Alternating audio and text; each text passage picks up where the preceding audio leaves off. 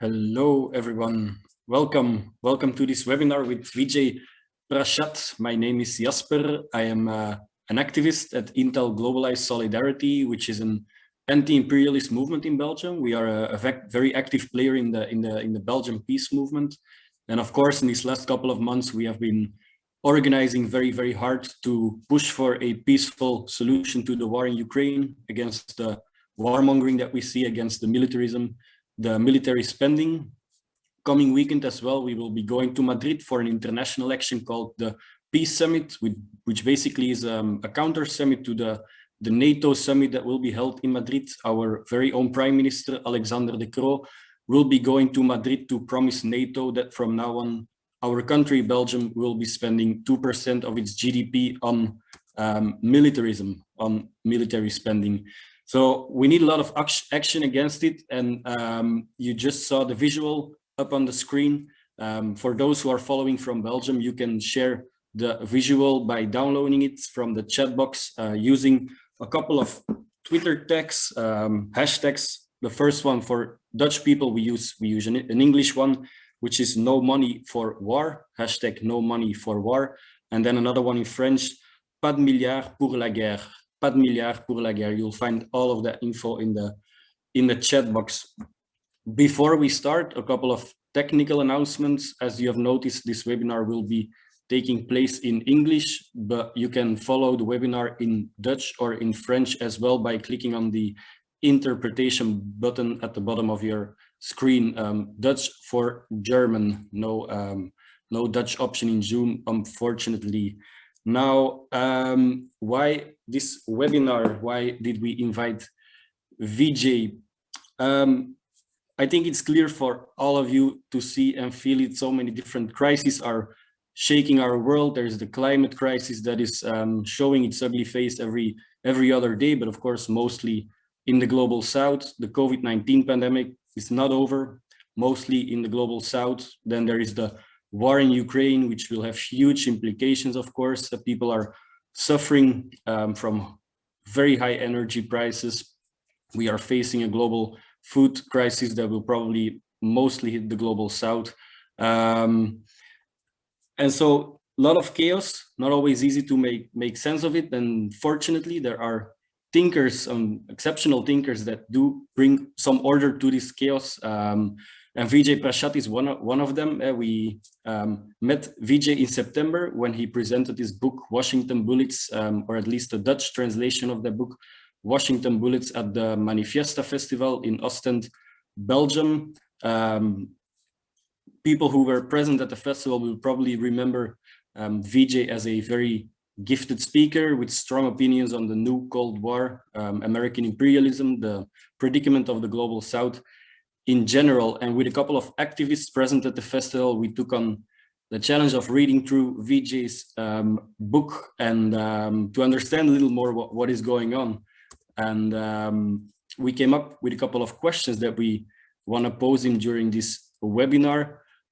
So that's what we'll be doing during the first section of this webinar. Afterwards, Vijay will take a deep dive into the Ukraine war and explain to us why it is why we as anti-imperialists should focus on this war. At the end, we'll make some time for questions. You can put them in the Q&A tab, and then we'll pose them to Vijay at the end. I guess we'll just dive into it. Vijay, welcome. How are you doing?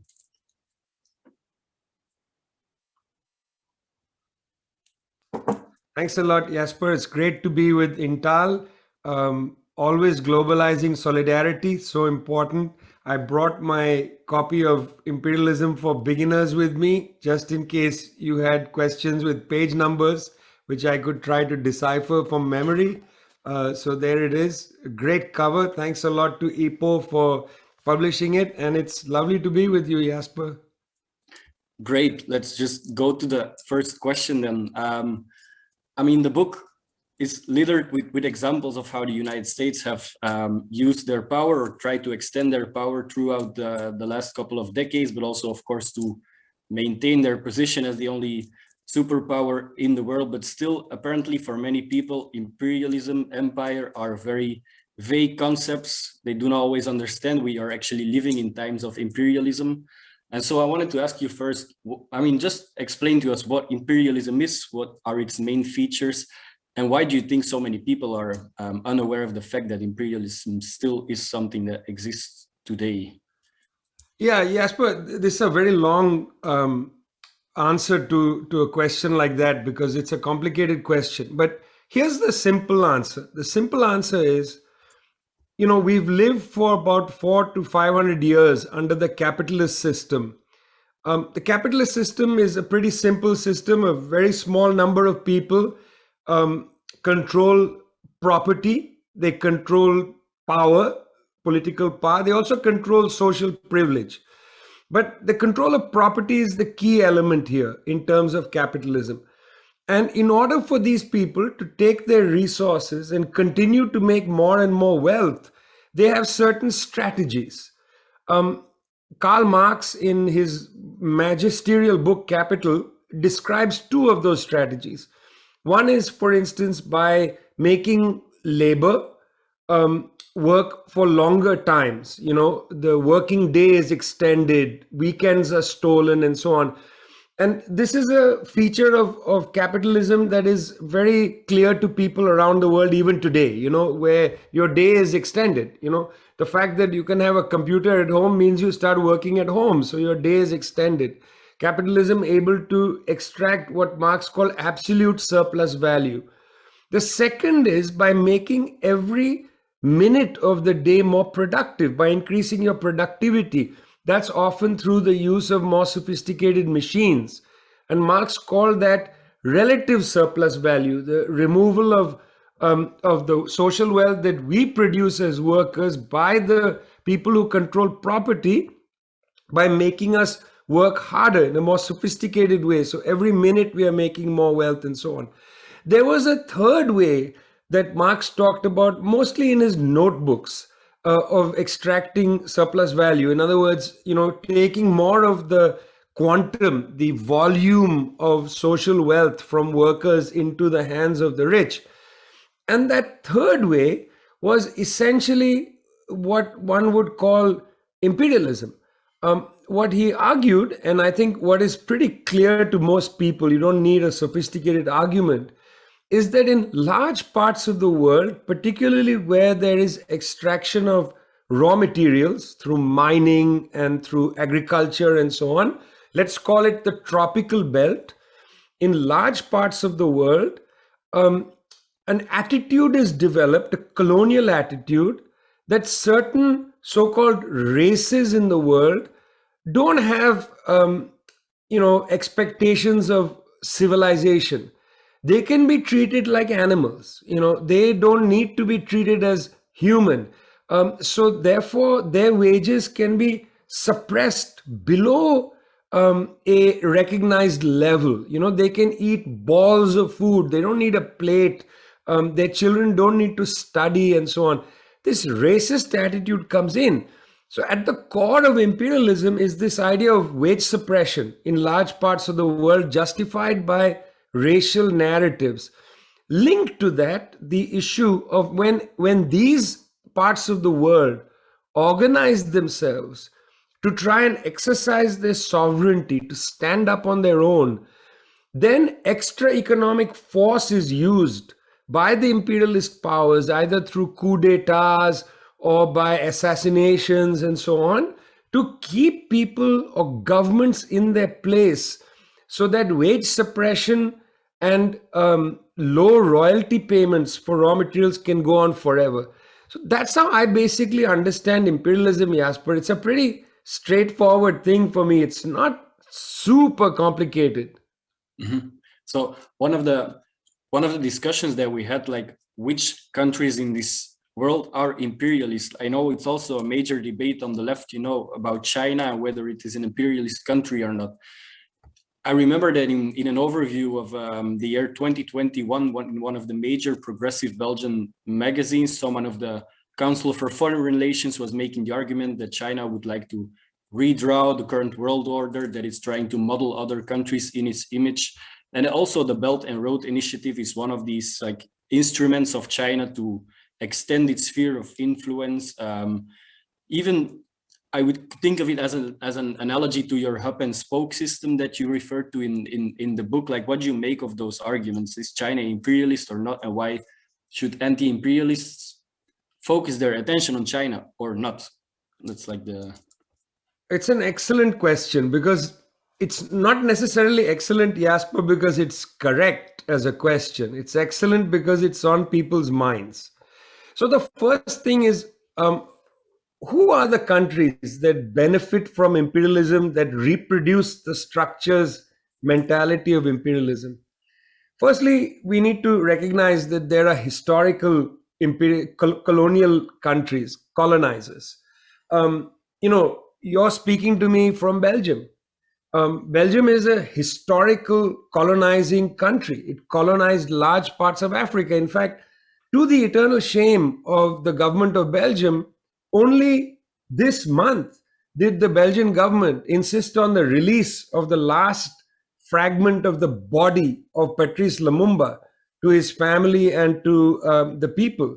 So in that sense, there are historical colonizing countries, European countries, the United States, which next year will commemorate the 200th year of the Monroe Doctrine, which was the US attempt to control the Americas, the entire hemisphere. So it's without doubt that the United States, Canada, much of Europe are the old colonizing countries which have tried to maintain their advantage in perpetuity. Now, there are some historical changes that have taken place. Yes, Holland, for instance, the Dutch were leading colonizing powers ahead of everybody else. But then essentially the capital of Western imperialism moved from Holland to London. And then after World War II, or perhaps just before, it moves from London to the United States. A very important sociologist, Giovanni Arrighi, wrote a book called The Long 20th Century, where he tracked the move of the center of imperialism, the core, from the Italian city-states to Amsterdam to London to Washington, D.C. But the fact of the matter is, to my mind, this is relatively unimportant. The concept is that there is a core of imperialist countries who have had a long colonial history. It's just that the leader of that pack has changed. Now, there's a habit, a thinking habit, that suggests that, well, there'll always have to be a leader of the imperialist core. There'll always have to be the leader of an imperialist core. And therefore, if the United States is declining, somebody needs to take its place. That's a imperialist epistemology. I'm using a big word. That's the system of knowledge of imperialism, that you can't live without an imperial core. I don't think that that's an acceptable way to see world history. I think we as humans are perfectly capable of living without one country driving the agenda, for the quote unquote leading countries in the world. Now, the Chinese government has openly said and repeatedly said, we don't want to supplant the United States. We want to live in a multilateral world. We don't want to have, unipolarity, or we don't want to have primacy. We're not interested in supplanting the United States. We would like to live in a more complicated international landscape. Well, let's take them seriously. That's what they're saying. The United States, on the other hand, right after World War II, said directly in its own documents, we are seeking primacy. We are seeking what they call preponderant power.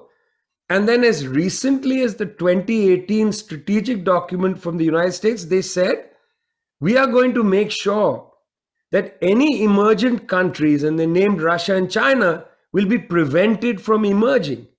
So the United States has consistently said it seeks to be the most powerful country in the world, which tells everybody what to do.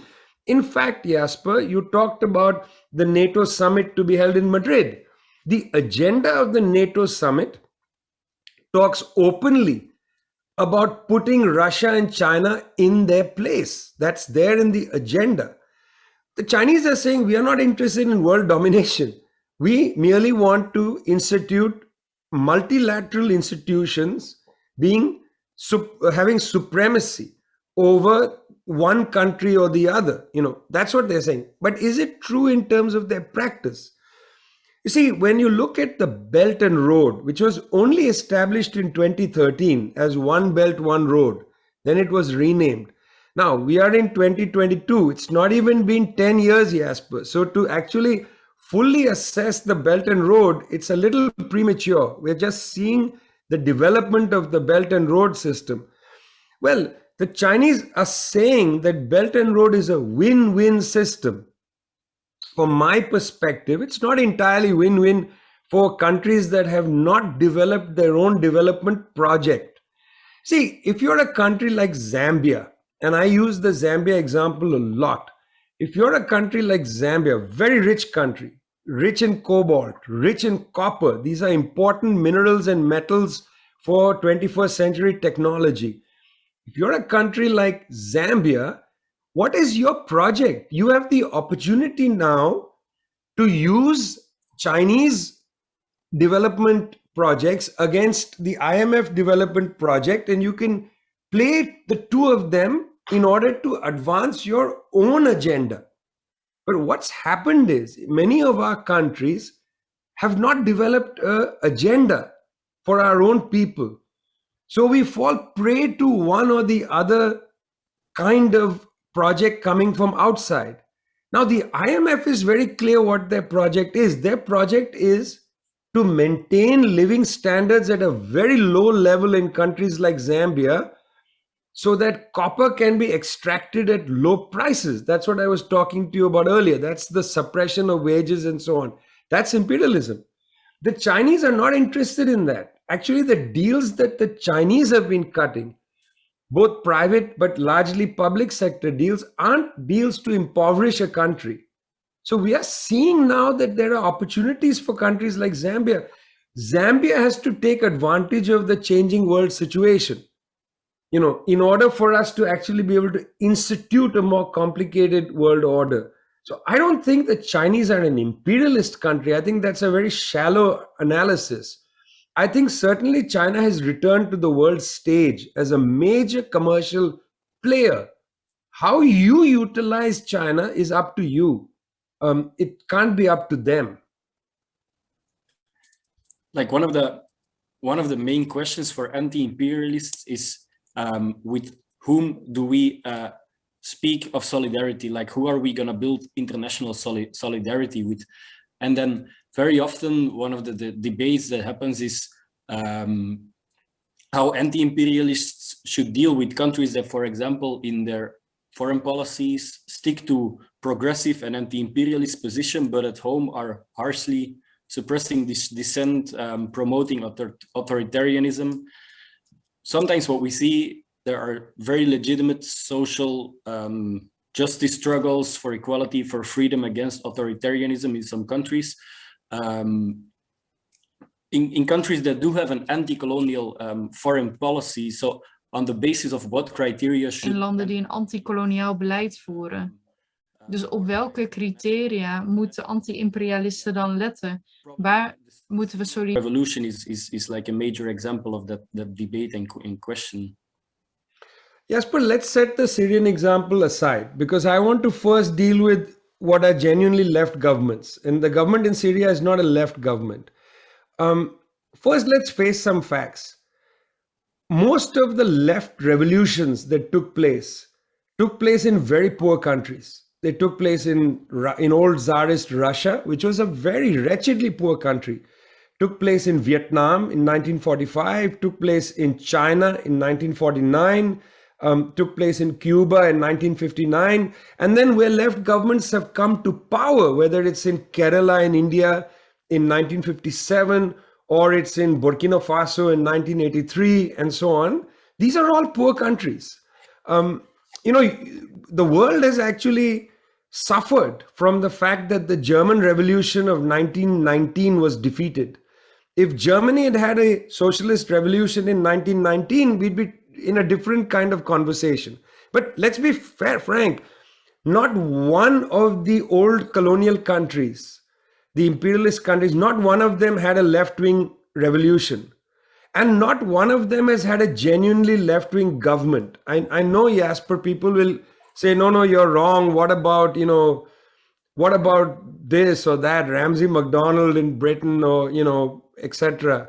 No, these are not left-wing governments. These are imperialist governments with slightly, moderating, maybe social democratic currents, but they are hardly left governments of a kind that we saw in the Soviet Union or in China or in Cuba, So number one is that these governments in extraordinarily poor countries have an enormously difficult task in front of them.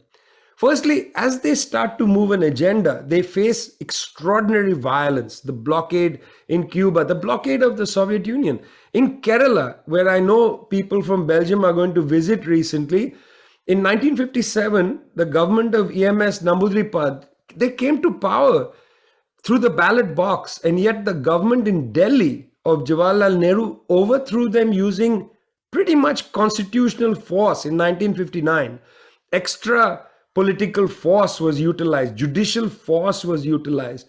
So these governments faced a lot of external pressure, Secondly, many of these governments entered into a condition where the country had been destroyed. Look at Vietnam. By the time the communists took power of all Vietnam in 1975, United States had bombed the country so that agriculture was virtually impossible, So these progressive to left governments are governing in a situation of great difficulty. They are not able to merely, distribute the surplus. They have to generate a surplus in many cases. And that requires a lot of patience and discipline. And it requires also the understanding that there will be a lot of mistakes, including there will be violations of basic democratic rights of people. That happens all the time. It happens in every country. It's inexcusable in a left country, but it has to be understood that it does happen. Now, the question for a person who doesn't live in that country is, what should be your relationship to those progressive left governments and violations of basic socialist democracy and so on? What should be your relationship? So my statement is, we have to find a grammar to articulate our comradely disagreement with things that are happening. But they should also not be merely idealistic denunciations. You've got to understand that these are poor countries. You've got to have, for instance, a materialist understanding of the development of socialism in very poor countries and develop a critique based on that. Now, what one sees often, particularly from European and North American leftists, is a total misreading of the revolutionary process in poor countries, complete misreading. They have an idealistic attack at socialist governments in poor countries. The treatment of Venezuela by most European and North American leftists, not all, by all means, not all, but many, or the treatment of the Cuban process is, I think, quite objectionable. That there are people who've never built a revolutionary process in the UK or in the United States and so on, that judge these processes harshly without understanding it is not easy to build socialism in extremely poor countries which are under daily attack, military attack, information attack, economic attack, and so on from imperialism. So when you ask that question, the first thing I want to suggest is, how does one critique, and can you find a way to make comradely disagreements known without becoming like the, as it were, foolish idiots of imperialism? Now, when it comes to the situation of, say, Syria or Iran, countries that are not advancing a socialist project, but are under attack from imperialism, I think it's absolutely essential for people in imperialist countries, sensitive people, to be against the imperialist attack, because the imperialist attack is not for human rights, it's for the subordination of that country. The United States is not interested in the human rights of Iranians. If they were interested in the human rights of Iranians, Jasper, Why would the West have conducted a coup against Mohammad Mossadegh in 1953? And why would the United States have backed to the hilt the Shah of Iran, whose human rights violations, far exceed those of the Islamic Republic that follows?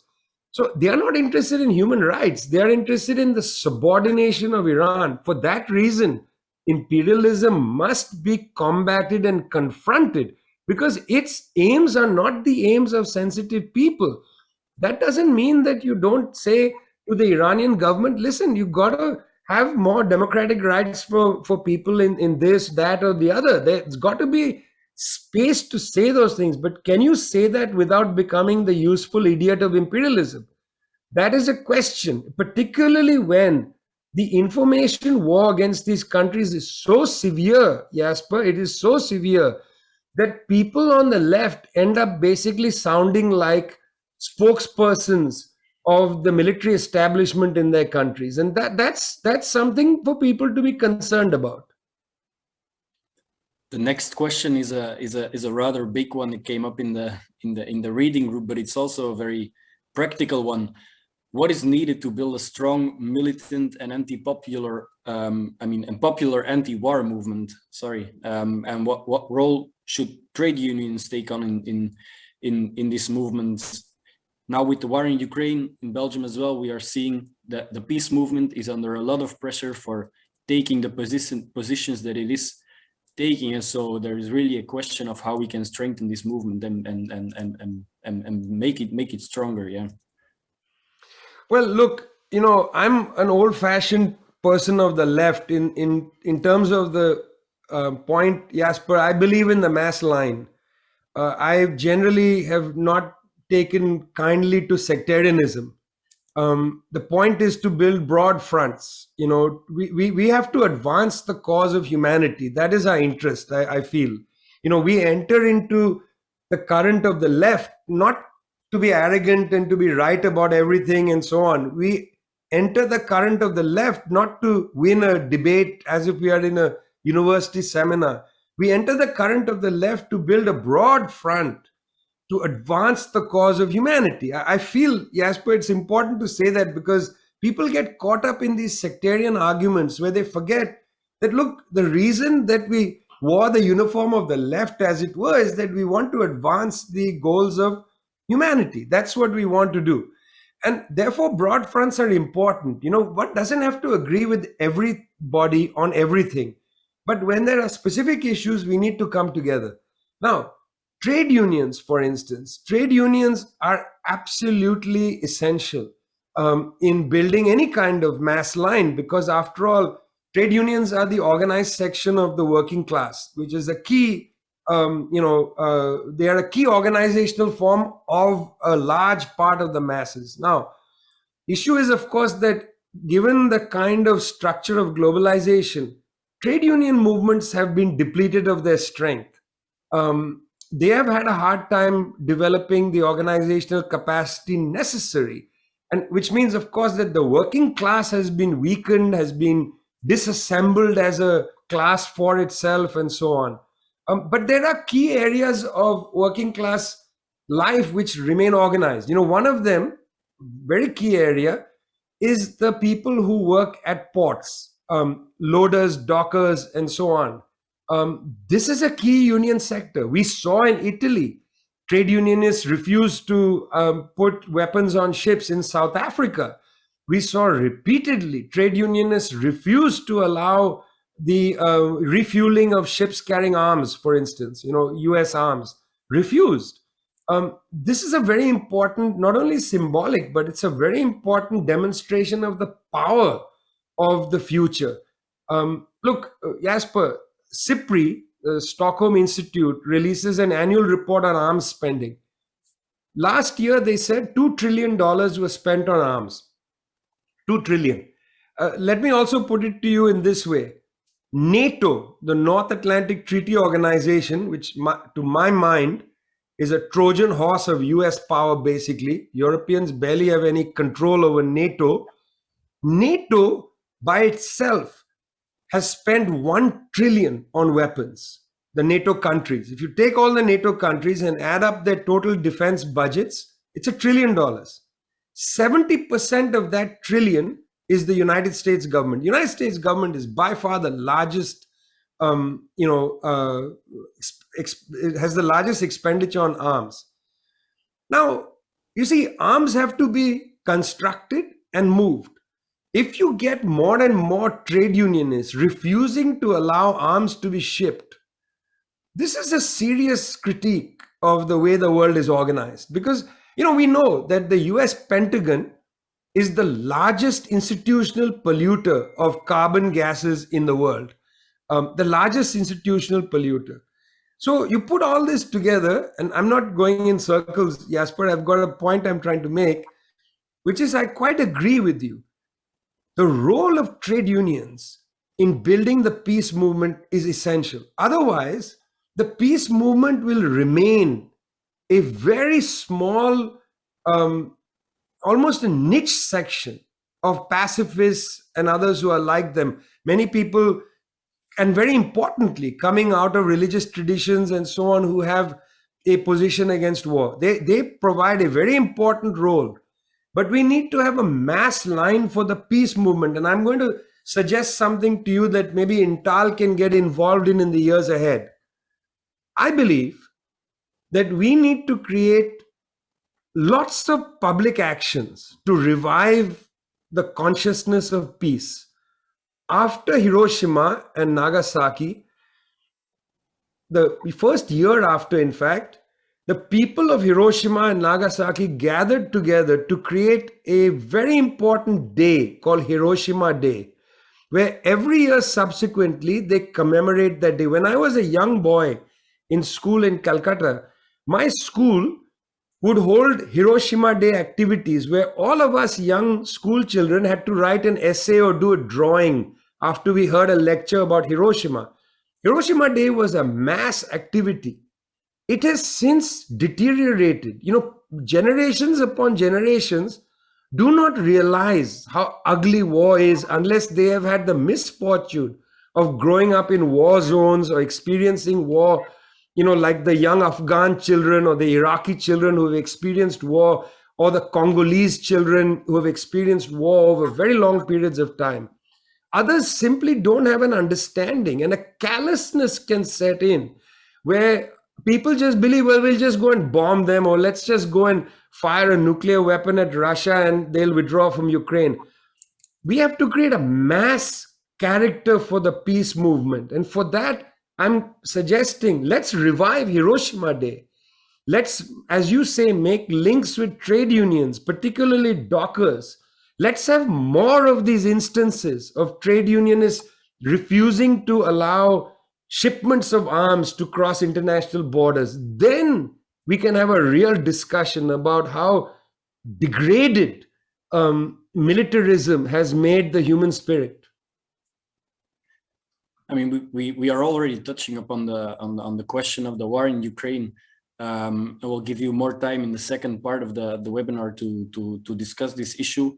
But one of the questions of one of the reading members is on sanctions again against Russia, who have not only been imposed recently, but before the invasion as well. Now, in your opinion, what is the specific purpose of these sanctions, and who are the driving force behind them? And then also, this person asks whether there is a difference between the sanctions that are now being imposed on Russia compared to the BDS actions against Israeli apartheid. Well, BDS is a completely different issue, and I'll come to that in a minute. The United Nations Charter of 1945 has two important chapters on what the UN can do if a government is misbehaving. Okay, there's one section which talks about, in the worst case scenario, the United Nations can pass a resolution under Chapter 7 of the Charter, which allows armed force. That was what was used against Libya in 2011. There was a Chapter 7 resolution. Chapter 6 of the UN Charter allows for some sanctions as a lesser way of putting pressure on a country. Sanctions are actually something that the UN Charter acknowledges are an instrument. But the UN Charter makes it very explicit, Jasper, that sanctions can only be utilized in the world legally with a UN Security Council resolution. If you don't have a UN Security Council resolution, any sanctions apart from bilateral sanctions, like I as a country can sanction another country, because I'm allowed to sanction a country, but I cannot impose sanctions on a country where I tell third countries not to engage that country. Those are illegal sanctions. You're trying to make your own trading issue into a global issue. That's an illegal sanction. That is why we say that the United States is operating about 30 different illegal unilateral sanctions against countries such as Iran, Venezuela, the blockade on Cuba, and so on and so forth. Zimbabwe, Lebanon, 30 different countries are under illegal US unilateral sanctions. These do not have, and they're illegal because they don't have a UN Security Council resolution. It's not illegal because I'm saying it out of some sort of moral outrage. This is international law that is being violated, okay? Just to be clear about that, Jasper. Now, when the United States blockades Cuba or when it sanctions Venezuela, these are operations that are pretty restricted. Cuba is a very small country of 11 million people, and the United States has sanctioned Cuba since the early 1960s. It is the most criminal thing that has been happening in the world. That is why for the last 20 some years, almost every single country in the UN General Assembly has voted against the US blockade. Almost every single country. A handful of countries joined with the United States to say the blockade is fine. That blockade is a criminal, a wretched policy of the US government against 11 million people. I mean, 11 million. I grew up in a city in India with almost twice the number of people who live in Cuba. What is the threat of Cuba? We can discuss that another day, Jasper. That's another issue. But United States, when it's the big boy bullying small countries or weaker countries, sanctions have continued for a long time. Even against Iran, which is not a small country. It's a formidable mid-sized power. United States has been bullying Iran since 1979, since the revolution. In fact, since 1953, since the overthrow of Mohammad Mossadegh, who was democratically elected. See, Russia has been preparing for sanctions for a long time. When the Soviet Union collapsed, Russia was governed by has only been governed by two people since the Soviet Union has collapsed, right? One was Boris Yeltsin, who was the first premier of the Commonwealth of Independent States, which later you might as well just call it Russia. And then his heir, Vladimir Putin, who took over from Boris Yeltsin in 1999. Up to 2007, Jasper, Russia was fairly subordinate to the United States. Even for the first 4, 5, 6 years of Mr. Putin's presidency and prime ministership, Russia was pretty subordinate to the United States. When the financial crisis hit in 2007, that's the first time that you saw the Russians go onto the international stage and speak out against the US dominion. In fact, Mr. Putin in 2007 goes to the Munich Security Conference and he says there, why should there be a single master in the world? Wow, that was really, I was actually surprised when I read that speech. Putin going to Munich and saying, why should there be a single master in the world? Mr. Putin, until then, had actually been lionized. He had been praised by the West. Tony Blair said he was a great man. In the New York Times, they wrote an editorial, written by Thomas Friedman, which had a line in it, rootin' for Putin, which is, I suppose, US slang for we are standing with Mr. Putin. All of that was before 2007. So after 2007, and particularly when the conflict in Ukraine escalates in 2013-14, Russia began to prepare for sanctions. They began to diversify their holdings, the external holdings, out of dollars, started to create new mechanisms for trade with the Chinese through the renminbi ruble swaps, and so on and so forth. So when Russia enters Ukraine in earlier this year, 4 months ago now, the United States sanctioned Russia. But here's the interesting thing. Russia is much bigger than Cuba, much bigger than Venezuela even. And it was prepared for the sanctions. So the sanctions actually haven't hurt Russia as much as the West thought. In fact, the sanctions on Russia have hurt the rest of the world. And I personally believe that there's not enough made of the fact that these are an illegal instrument, and therefore they should be condemned. Somehow liberal people think that sanctions are acceptable, that a shooting war is bad but sanctions are okay. Sanctions, my friend, are a polite synonym for economic warfare, and economic warfare is warfare. Whether you're fighting with somebody using economic instruments or bombs, you're fighting with them. It's an act of aggression. You're trying to violate their sovereignty. The violation of the sovereignty of a country, that is one part, one small part of what one would call the imperialist agenda.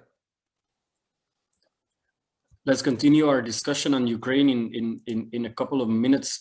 But I want to say first that some people are putting their questions in the chat box. Please put them in the Q&A section so we can easily organize them and select from there. So put your questions in the Q&A tab, please. Now on the war in Ukraine, it is really changing a lot of things in the world and reconfiguring geopolitics in a way that hasn't been seen very often anymore. We would like you to think about what this war means for the global South in particular, and whether there are opportunities for some kind of new non-alignment movement to find a new place in this world. So you have 20 minutes now to just reflect on what is going on in Ukraine, and just so we as anti-imperialists can better understand what is going on. Well, that's a lot of time, and I'll try to be as quick as possible, because I don't want to talk about Ukraine directly. I want to talk around Ukraine. Firstly, I would like to suggest to people that there are lots of conflicts going on in the world, lots of ugly, terrible conflicts. The conflict in Afghanistan lasted 20 years. And frankly, Jasper, I did not see from any European head of government any reaction which was similar to the reaction regarding Ukraine. And I want to say that the reaction regarding Ukraine is a deeply racist reaction. Because when the wars have been taking place in Africa, in Asia, in Latin America, I don't see so much despair inside Europe and in the United States. I mean, you know, the fact that everybody knows the colors of the Ukrainian flag is great, I suppose. But how many people know the color of the Palestinian flag? How many people know the Iraqi flag? How many people know the flag of the Congo? Let's face it, the reaction to this war has been a racist reaction. That doesn't mean that this is not a horrifying war and that, you know, one should be callous about it. We should not be callous about any war. But I want to say this very strongly, that I'm actually furious at the reaction to this war.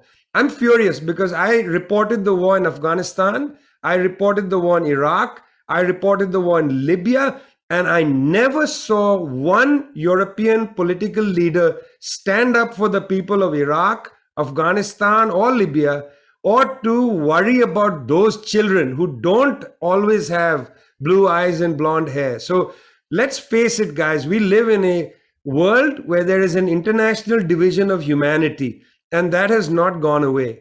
Secondly, this is not just a war about Ukraine. I know it's a war about Ukraine, and I'm sure you'll get lots of specialists and so on who can talk more about that. But this is also a war about the United States having anxiety over the integration, the historical and inevitable integration of Eurasia.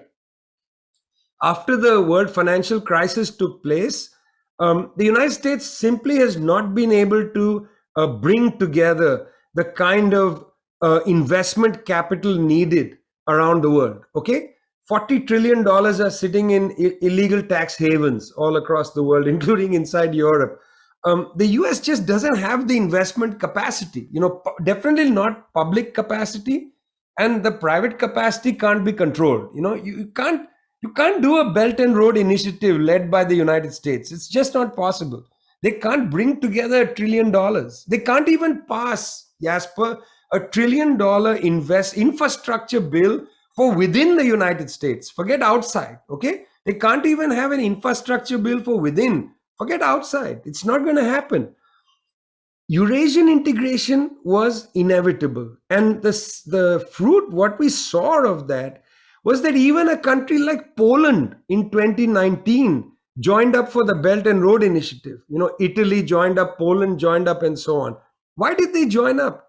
Because they recognize two things. Number one, NATO and the United States have actually created greater energy insecurity for Europe because of their reckless actions against Iran, against Libya, and then against Russia from 2013. Reckless NATO and US actions have made Europe even more energy insecure to such a point that Germany, which sits on top of the mountain and tries to judge the rest of the planet, Germany, which said we're going to phase out nuclear power, we're not going to do coal and so on. Germany, ruled now by Olaf Scholz in combination with the Greens. The Greens. They are going to not close down nuclear power and may have to return to buying coal-fired energy. Okay? Germany. Why? Because NATO and the United States, since about 2006, when they began the pressure campaign against Iran, have made Europe extremely energy vulnerable. You don't have access to the least bad carbon energy source, which is natural gas. Natural gas is not a great thing either, okay? But it's the least bad. It's not as bad as coal. Coal is horrible. And even worse than coal is nuclear. Okay, I hope you agree with me. Some people on the left don't. They think nuclear is I remember marching in Glasgow, seeing a debate between pro-nuclear climate change people and anti-nuclear climate change people, and thinking we live in a surreal world. Anyway, I'm not going to open a debate about nuclear here. Point I'm trying to make is even Germany. So the first point I'm making is it's clear that a rational European energy policy would mean closer integration to Russian energy sources. That's inevitable. Japan, during this conflict, has refused to cut back its investments in Sakhalin-2 Island up in the Pacific side of Russia. Refused to, because Japan has a rational understanding that it has to integrate to Russian energy sources. There's no alternative. It's the lowest carbon footprint, carbon-driven energy source, because you don't have to have ships carting liquefied natural gas from the Gulf or ships carting crude oil. You can get it from Sakhalin Island, just 25, 30 kilometers away from the northern rim of Japan. So it is actually rational for Europe to integrate with Russian energy sources. That's the first issue. There was a historical integration of Eurasia. Second integration was with China.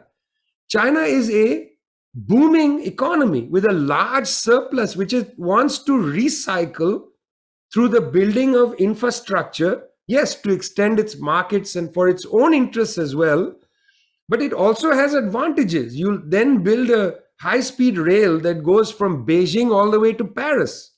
That's what the Chinese have as part of their vision. You see, they want to integrate Eurasia. United States sees this as a threat. That's why former US Defense Secretary Jim Mattis said that near-peer rivals must be weakened. Current Defense Secretary of the United States, Lloyd Austin, said that Russia must be weakened. These are the words they are using. They use the words weakened. They want to build, essentially, an iron curtain around Russia and China. They want to halt the inevitable integration of Eurasia. The conflict in Ukraine, it's about Donbass, it's about Crimea, it's about Mariupol, it's about all of that, yes.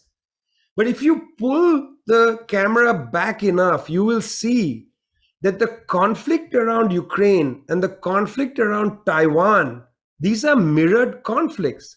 These are about preventing the historical process of the integration of Russia and China with Europe and with other parts of the world. In other words, of Eurasia returning in a way to its normal history after the end of the Cold War.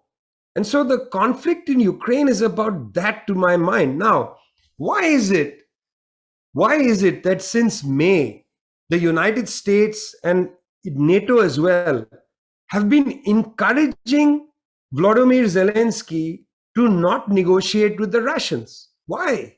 You see, Mr. Putin and Mr. Lavrov and others are saying, let's negotiate. We were negotiating on the Belarus border. We were negotiating in Istanbul. There were two processes going on. Lavrov has called for negotiations right through. We know that it's Zelensky who has been refusing to negotiate. Why? Well, we also know that Olaf Scholz, Emmanuel Macron, and others have asked Zelensky to go back to the negotiating table. That suggests to me that it's principally the United States and the United Kingdom, because Boris Johnson regularly flies to Kiev.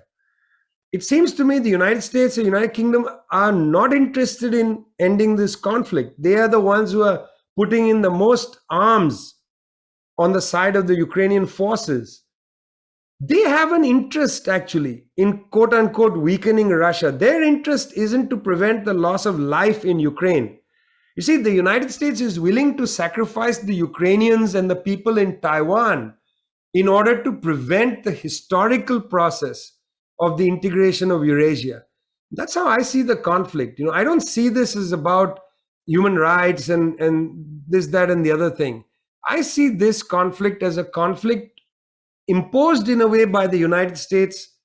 Of course, the United States didn't invade Ukraine. It's Russia that invaded Ukraine. And of course, Russia should, withdraw, and there should be negotiations, and all of that is there. But the broader imposition has happened before that. And that has to do with this question of of what are the inevitable and necessary historical processes, and the US is trying to prevent it. And that's something that Europeans need to think about. Are you willing to pay, I don't know, 20 euro a gallon of a liter of gasoline? Are you willing to go to 20 liters a liter? 20 euros a liter of gasoline. I don't know what the price is now, but are you willing to go up there? You may have to be paying that. Are you willing to decide that in the cold winter mornings in Belgium, that you'll only put on your heat for 2 hours in the day? Are you willing to decide that in order to allow NATO and the United States to extend their dominion over Eurasia?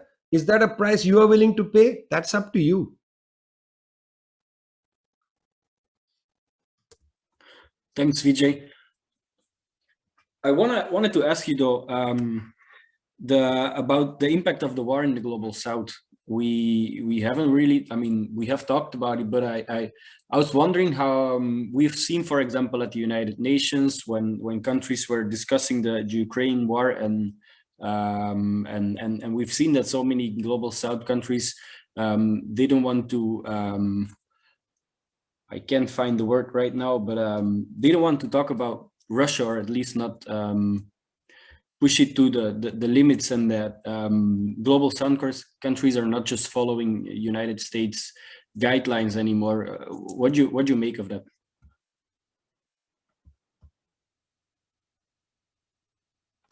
It's a great question, Jasper. I spent some time in Mexico recently, and I was at the office of La Jornada, which is a newspaper in Mexico City. And I was discussing this with the editor there. And I wrote an article for them, which is about how the United States is having a hard time disciplining its Asian allies. this was news to people in Mexico, and it might be news to you, but I found this interesting that we have a hard time communicating these even big things across large and important countries. Our information flows are quite limited. What was I interested in?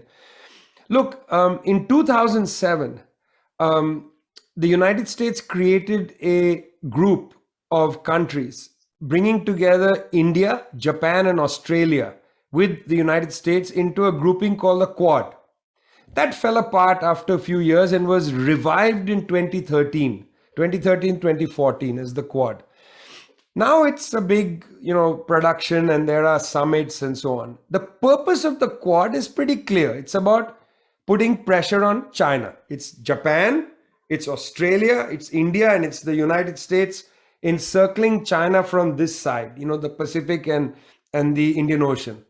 Okay, that's the Quad. How has the Quad behaved during this, this conflict in Ukraine? Interesting. Let's go one by one. Australia saw the loss of the Conservative government in the legislative election.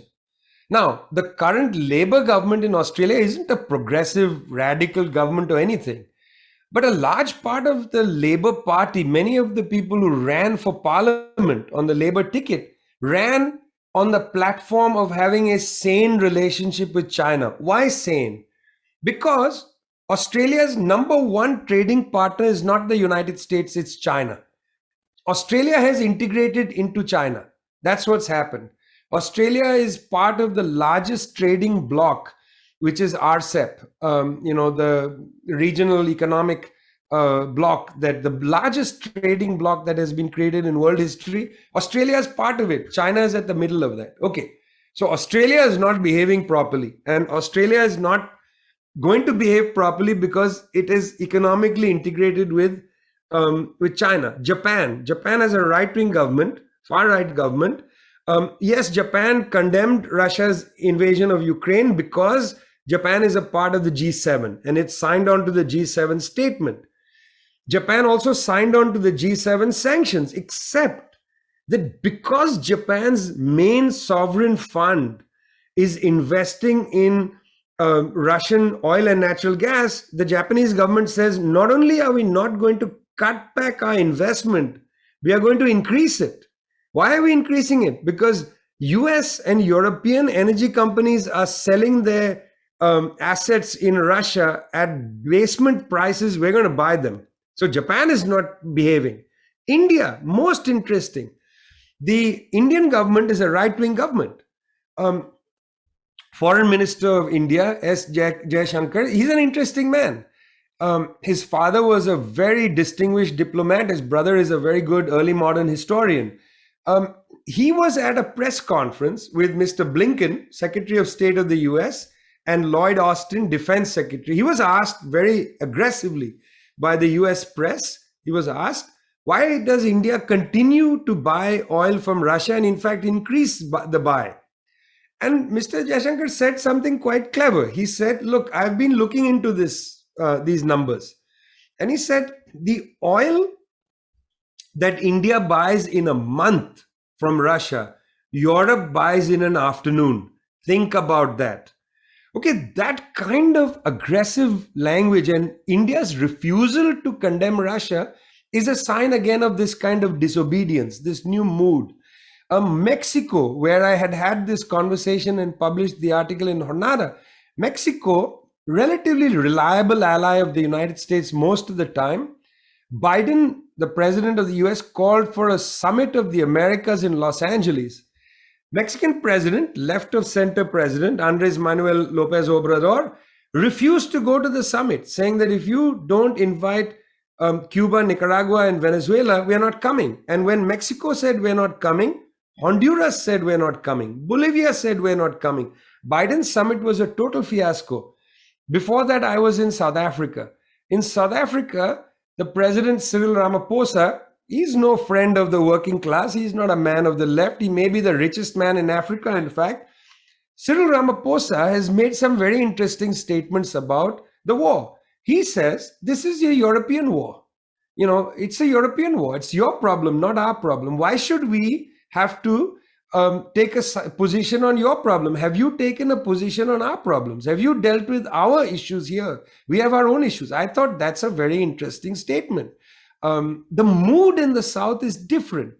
The mood in the South is disobedient. People don't want to line up and stand behind, the emperor of the world and say, emperor, whatever you say, we follow you. People are not interested in that. And secondly, 40% of most of the wheat grain and a lot of fertilizer and so on comes from Ukraine and Russia.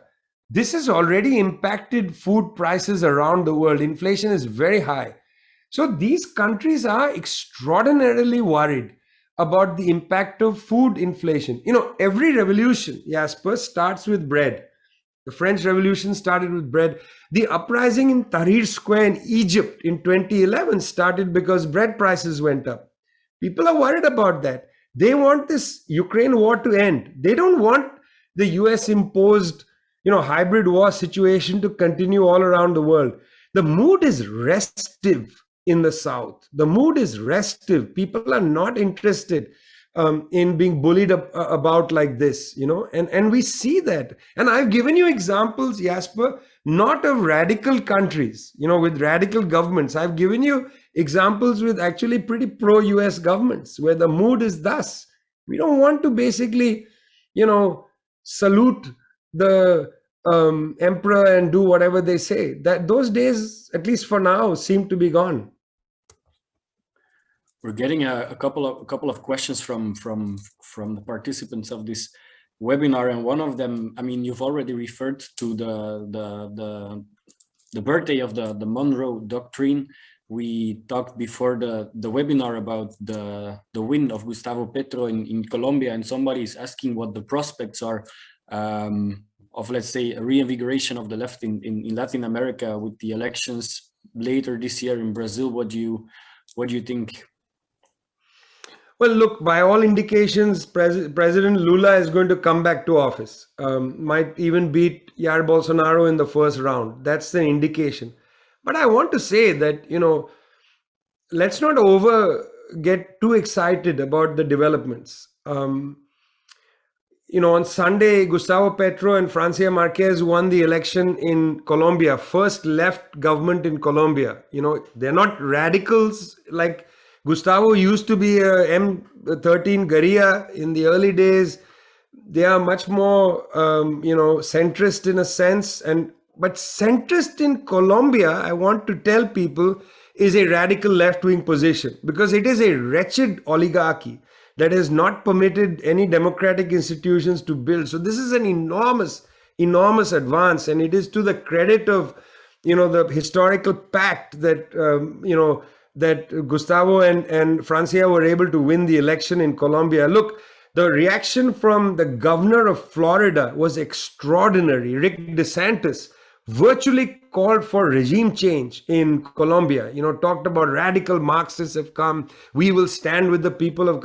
That's the energy of regime change. If you go and watch his speech, the energy with which he spoke, that it's not going to be easy in, Central America and Mexico and downwards to advance a progressive agenda.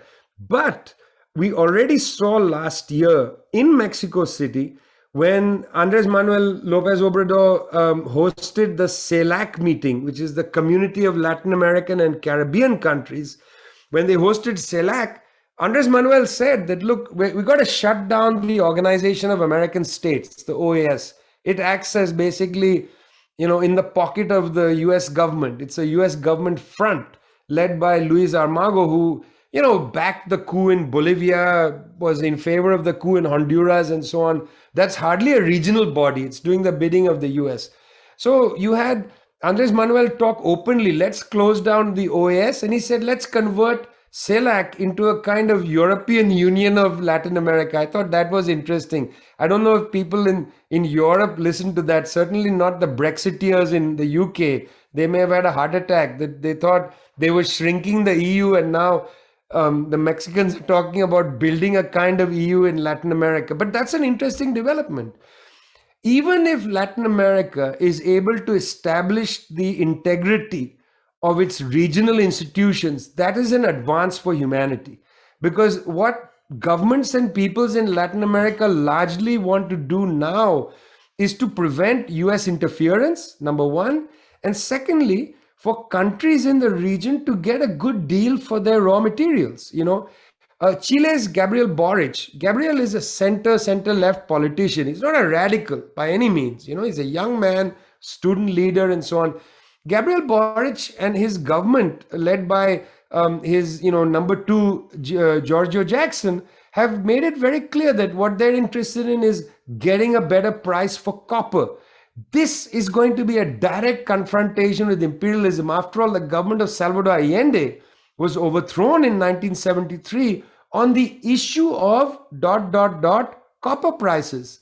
Andres Manuel has been talking about using Mexico's oil revenues in a way to close the social inequality gap in Mexico. In fact, Gustavo Petro and Francia Marquez in Colombia, they have gone in a different direction, Jasper. They are talking about actually shutting down Colombia's reliance on oil exports because they are in favor of a green transition, and closing down the cocaine exports. That's a very interesting agenda.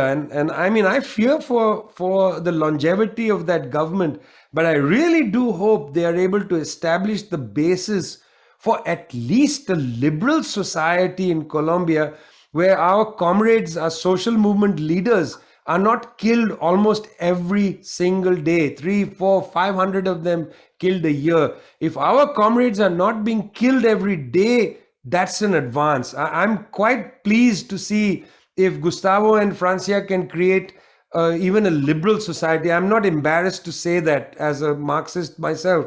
I'm not embarrassed to say that because I know that Colombia is bathed knee deep in the blood of people of the left. On the question of violence, you've made a great bridge to our next question, a question from someone from Sri Lanka who asks about the violence that we often see from imperialist powers. You yourself have talked about it in this discussion before. And so this person wonders how we should deal with the principle of non-violence, whether social movements fighting, protesting anti-imperialism can stick to this principle of non-violence. Well, I just want to show that the EPO book has somehow decided, the designer did a lovely design and had the title of the book as the bombs coming down from US planes. I hope those are, every edition of this book has bullets on it. This is the South African edition. The Spanish edition is pretty cute, by the way. The bullets have the US flag. Can you show them again? Because I think you were not spotlighted in the video, so people... Oh, well, that's the EPO one, which has the title as bullets. That's the one from South Africa with bullets as bullets. And this is the cute little Spanish version with these little bullets, with the US flag. Anyway, I got a whole bunch of them because it's appeared in all kinds of languages. That's in Tamil, Portuguese, they got bullets again, blah, blah, blah. Italian has many bullets, bombs actually falling. Okay, so look, Frantz Fanon is the best conceptualizer of violence in our world in his amazing book, Wretched of the Earth. What Fanon writes in the first chapter called Concerning Violence is that imperialism and capitalism imposes violence on society. Violence is imposed by capitalism. It imposes starvation and hunger on millions of people. It imposes terrible living conditions on people. That's imposition of violence, where people then, their lives are embittered, they drink, they're violent towards each other. There's a rise of violence inside homes and so on. Fanon says that's the imposition of capitalist violence on society. And then there's the imposition of imperialist violence on society, racism, the division of cities into the black part of the city and the white part of the city and so on, imposing violence on people, the assumption that somebody who is black is a criminal is an imposition of violence on that person's neurological makeup. That young black man or woman, always seen as a criminal, has a neurological reaction to the violence imposed on him or her, correct? That's violence imposed. And then Fanon argues that, well, can you blame people who have violence imposed on them? Can you blame them for acting violently against their oppression? No, he says that's the natural way that people react. They react violently in a violent society. That violence need not be turned into class war. It could be ethnic war. It could be gender-based violence, that you have violence imposed on you, on your entire society, and gender-based violence continues in a deep and ugly way. Violence against LGBTQ people, trans people, and so on. Violence saturates society because it's imposed on society. That's what Fanon argues. That's what makes the task of the left so difficult. Because the left has to operate in an extraordinarily violent and charged circumstance to discipline the best among our class, to build movements for long-term social transformation, to build mass struggles. The great Indian radical Bhagat Singh, killed in 1931, killed at the age of 23, when he was sitting in prison, in a British prison, British colonial prison. Bhagat Singh wrote a text on violence and non-violence. He was responding to Gandhi, to Mahatma Gandhi's call for non-violence. And Bhagat Singh wrote something, he wrote a formula down, which really appeals to me. He said, to build mass movements, non-violence is indispensable. How can we disagree with that? You want to build a mass movement, you got to build it non-violently. Now, you may have clandestine networks and things, but these are still non-violent. We have all at one point or the other been part of some sort of clandestine network where we don't come to the surface. You don't want everybody arrested by the police because the state imposes violence on the class. Okay, but you're building the mass movement non-violent. He said, mass movements have to be built non-violently. That's indispensable. He said, violence only in times of terrible necessity. Only in times of terrible necessity. For instance, in a place like Colombia, where that wretched oligarchy was trying to essentially eliminate the entire left, out of terrible necessity, the left took the decision to go into the forest to defend themselves. That was the creation of the Revolutionary Armed Forces of Colombia, the FARC. When the opportunity presented itself, the FARC left the forest and came back to civilian life. First, in the 1980s, I remember this well. And then more recently during the peace procedure in the last 10 years. I recently interviewed Maria Pizarro, who's a senator in Colombia in the Senate. She's part of the historical pact, the party of Petro and Francia. Maria Pizarro's father was a member of the revolutionary movement. When he and his comrades came above ground in the 1980s and 90s, he ran for president and he was assassinated, while he was sitting in an airplane. The violence imposed on them sent them back into the forest. So they took up arms in a time of terrible necessity, if you adopt Bhagat Singh's phrase. Otherwise, they would have all been wiped out. Look at Indonesia. 1 million communists and sympathizers, trade unionists, women's organization, left people who belong to the cultural organization called Lerca. 1 million people killed in the matter of weeks in 1965 during the coup. Argentina, 30,000 people killed, sensitive young people killed between 1976 and 1982. A few years ago, Jasper, I went into a meeting of one of the largest left organizations in Argentina, and in the room were all people in their 30s. Because my generation my generation of militants in Argentina had all been killed, 30,000 of them. So when violence is imposed on you, you may have to defend yourself. That's what Bhagat Singh said. But really, we have to build against the tenor of our societies upon which violence has been imposed. Teach us that the immediate reaction to that violence is violence, and we have to build mass movements on a non-violent footing in order to transform society, and that's very difficult. The task of the left is difficult in more ways than I can enumerate now. And it also evoked so many questions from the participants we see.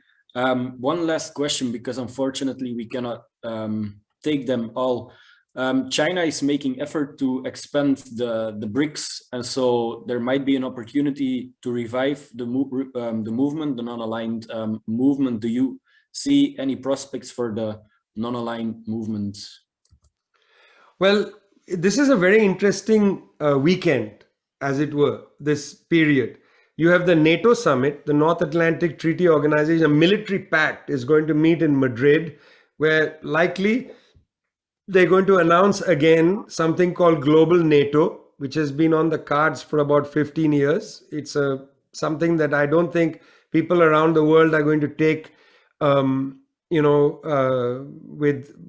lying down. I mean, I would say, Jasper, rather than call it Global NATO, we should just call it Colonial NATO.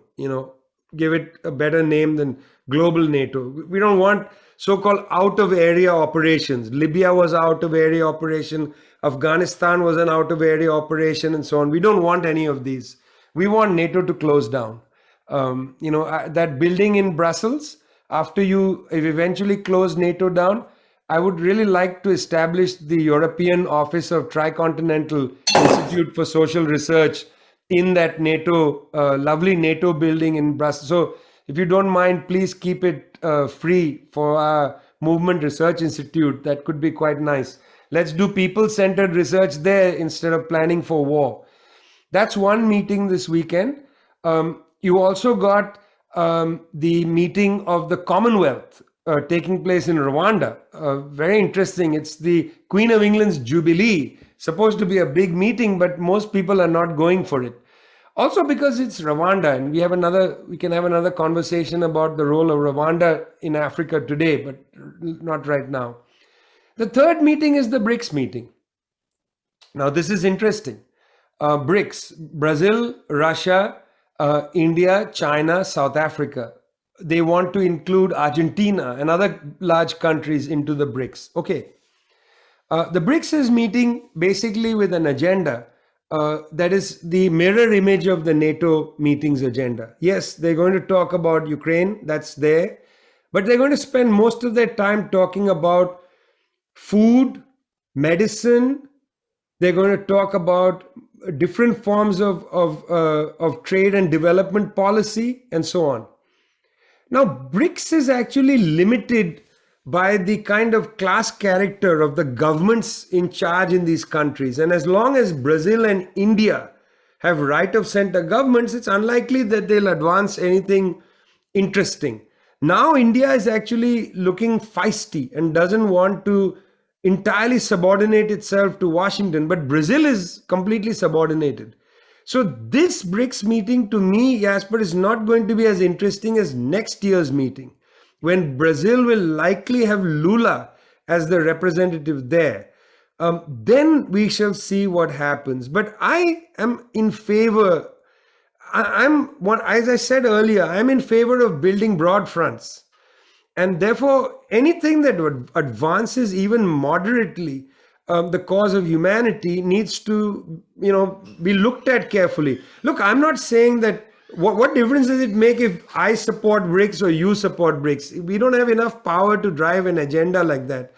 But I look at the BRICS project and I don't say, oh, it's a complete disaster. I know that there are left people who look at BRICS and say it's sub-imperialist and this, that, and the other. I find those approaches to be nonsensical. Partly because not only is it theoretically wrong, but it's also a bad political judgment. You know, what does it mean to say that? Well, look, we have to look for different kinds of opening. We have to look for different ways to drive our own class objectives. We are not sitting in judgment of bricks or of, you know, this or that. We are not taking a kind of, you know, Aristotelian or Abrahamic, you know, approach where we sit on a mountain and judge everything. We are creatures of the class war. We are creatures of the class struggle. We continue to look for cracks, contradictions, and opportunities to advance the goals of the working class and much broader of humanity. That's how I approach the BRICS. Is the BRICS a useful donkey to ride? Right now it could be, particularly if President Lula is at the table. Then let's get on board that donkey, see how far the donkey takes us. If the donkey doesn't run as far as we want, we get off the donkey and look for another one. But don't stand there looking at the donkey and say, this donkey can't take me to socialism, so I'm not going to get on it. I find that to be the most sectarian, ridiculous attitude. You know, we look for contradictions, we look for fissures, we look for ways to advance our struggles. We don't look for, you know, the perfect, you know, vehicle to arrive from the heavens to take us directly to socialism. Sorry, fellas, go talk to the Vietnamese. They'll give you a lesson of looking for the fissures and advancing the class struggle. So much work to do, Vijay. I mean, I want to call on the people in Belgium firstly to join us for a couple of actions that we have planned in the coming weeks and months. Our comrades have put them in the chat box, but there is a petition that we have launched last weekend to push against the decision of the Belgian government to spend all of that money in military spending, 2% of its GDP. So please do sign that petition if you find the time. We also developed a couple of visuals in Dutch and in French, in which we also are pushing against these investments. So please do share them on your social media channels. And then next week on the 28th, we are having an action for peace in Brussels. So please check out our Facebook channel or Twitter account for more info about that action. And then, of course, in September, once again, all of us will be meeting in Ostend at the beach in Ostend for another festival, Manifiesta, progressive festival with so many debates and discussions, lots of music and inspiring speakers like Vijay today. So thanks so much, Vijay, for being here. But I want to ask you if you could call on the people also to join us and others in this world. Well, the first thing is, I think if you are in or around Belgium person, I don't know what the standard is, because after all, when I was in Glasgow and I spent an afternoon with my dear comrades from COMAC, I became a member of COMAC. So apparently I'm neither Belgian nor live in Belgium, and I'm a member of COMAC, but still there must be some rules. You should get involved with Intal. I mean, I like that phrase, globalized solidarity. I think it's important, but more than that, you can't change the world without joining things. You got to build organizations, you know, friends. I mean, I find it impossible to talk to people who are not in organizations moving an agenda. Because if you're not in an organization moving an agenda, you don't develop the humility that comes with trying to make a difference in the world organizationally, trying to build the mass life, to build the mass line, to make it, you know, a reality, to make it have flesh and bone in the world. You know, to be an individual with opinions, that's one thing. You know, you can have the best opinions. What's the point of having the best opinions? Ideas don't by themselves change the world. Ideas have to take on a material force, and the material force of ideas is organization. So I would really appeal to you. It's one thing to come to a seminar like this and you know, hear chit chat and so on, but we have to build our organizations. We have to make ideas material in the world, and that's through organizations. So join Intal, join anything, for God's sake, just join something. Nothing to add to those beautiful words. Thanks a lot, Vijay. Thanks to the interpreters as well. And of course, thanks to all the participants here. You heard Vijay. Have a good evening, morning, afternoon, wherever you are. See you again in the future. Bye-bye. Bye. Thanks a lot.